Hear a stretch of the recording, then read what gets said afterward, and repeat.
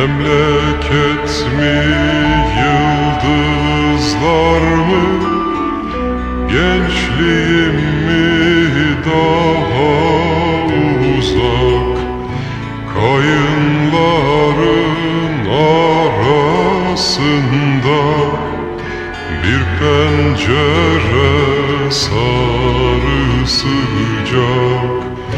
Kayınların arasında bir pencere sarı sıcak.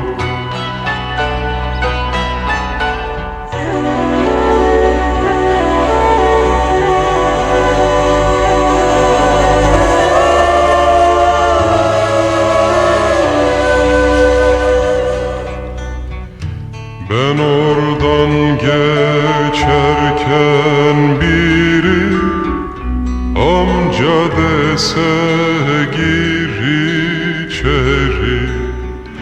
Ben oradan geçerken biri amca dese gir içeri. Girip yerden selamlasam hane içindekileri.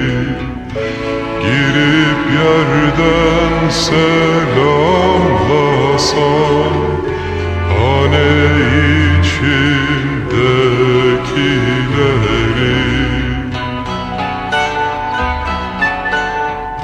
Yedi tepeli şehrimde bıraktım gonca gülümü. Yedi tepeli şehrimde bıraktım gonca